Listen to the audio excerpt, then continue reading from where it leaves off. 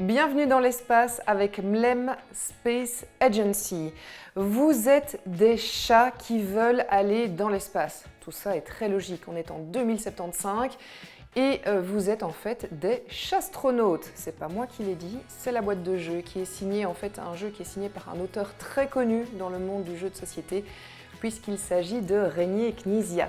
Alors on va commencer par regarder ce qu'il y a dans la boîte de jeu et je dois dire que j'aime beaucoup le matériel.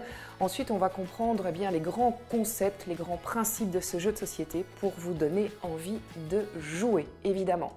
Et je commence par le tapis de jeu, parce que c'est bien un tapis de jeu et pas un plateau de jeu, qui est en néoprène, et oui. Alors regardez-moi cette petite beauté qui se déroule comme ça. C'est sympa quand même. Donc voilà, ça c'est votre plateau de jeu. Vous l'aurez compris, comme ma table est trop petite, j'aurais dû le mettre évidemment dans ce sens-là. Eh bien, pour la démonstration du jeu, je vais vous le montrer en plusieurs parties. On commence évidemment par la Terre. Ma fusée va démarrer d'ici et regardez, va partir jusque ici. Enfin, si tout se passe bien et qu'elle n'explose pas. Pour la mise en place du jeu, je vais commencer par ce tout petit pion qui est en fait un pion d'échec cosmique.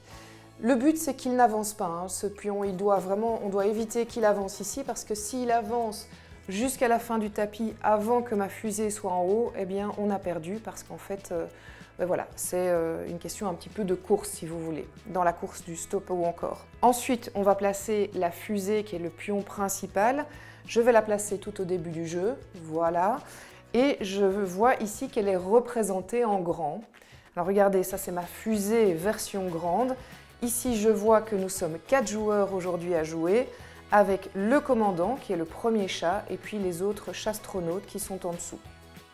Et vous avez remarqué qu'en fait, le chat, ou le chastronaute si vous voulez, rose, est ici également. Donc tous les joueurs auront une plaquette comme celle-ci, une belle plaquette sur laquelle ils ont 8 petits chastronautes, qui ont en fait chacun des caractéristiques différentes et on va chaque fois choisir en fonction de sa stratégie quel chastronaute on va mettre dans quelle fusée pour quelle mission. Tout ça évidemment vous allez découvrir avec la boîte de jeu. Donc ici pour commencer j'ai ma fusée qui est tout au début, elle est remplie avec mes 4 chats et en fait le but c'est de faire vraiment avancer la fusée et de se dire ok, est-ce que je sors maintenant ou j'avance encore un petit peu en fonction de ma propre stratégie. Si le commandant sort de la fusée, eh bien, le chat qui est juste en dessous va remonter et devient le commandant de la fusée. Alors pour avancer, qu'est-ce qu'on fait? On utilise tout simplement les dés que l'on lance. Voilà, ici j'ai un dé qui permet tout simplement de la combustion, un 2 et un 1. En fait, il faut toujours rassembler les dés par catégorie. Et de là, je vois que pour avancer, écoutez, j'ai eu vraiment du bol, il fallait justement un 1 et un 2. Donc j'ai mon 1 et mon 2. Là, je dois dire que c'est réalisé sans trucage, je vous promets. Je peux avancer de 3 cases. Donc j'avance de 3 cases. Ici, pour avancer, il me faudra un pion 2 et un pion 3, comme vous le voyez là. Alors le but, c'est d'arriver en fait au niveau des lunes ou des planètes. Donc on va un peu tricher, j'avance ma fusée et elle arrive ici au niveau de 2 lunes. En tant que chat, je peux décider de débarquer. Si je suis le premier chat, je vais gagner 2 points. Si je suis le deuxième chat, je vais en gagner qu'un. Mais là, il y a de la place que pour 2 chats. Au niveau ici de la planète, eh bien, vous voyez que en fait, tous les chats peuvent s'y retrouver, mais tous les chats n'auront pas évidemment le même nombre de points.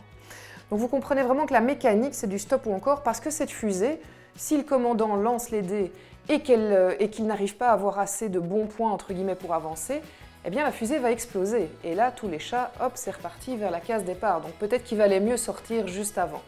Donc il y a vraiment toute cette notion de stratégie. Il y a évidemment des variantes. Il y a des variantes avec des ovnis qui complexifient le jeu. Et puis vous avez aussi des objectifs qui permettent aussi d'amener plus de points. Donc par exemple ici j'ai un objectif qui peut me ramener 5 points si je suis le premier chastronaute à être monté sur 4 planètes différentes. Et à ce moment-là, je gagne des points de victoire que je peux avoir moi en tant que chastronaute, par exemple rose. Je vais les mettre hop, à côté. Alors vous avez remarqué aussi qu'il y a des points ici, donc ce sont les points que je vais pouvoir accumuler au fur et à mesure de la partie. Le vainqueur de Mlem Space Agency eh bien, sera le chastronaute qui aura tout simplement accumulé le plus de points. C'est vraiment un chouette jeu, il y a vraiment une chouette mécanique, il faut jouer plusieurs fois pour commencer à justement avoir toute la complexité du jeu. Et puis j'adore le matériel, rien que le plateau de jeu, je trouve qu'il vaut le détour. Mlem Space Agency est édité chez Rebel Studio, c'est à partir de 8 ans, de 2 à 5 joueurs. Une partie de jeu dure en moyenne, comptez quand même 45 minutes, mais 45 minutes de plaisir.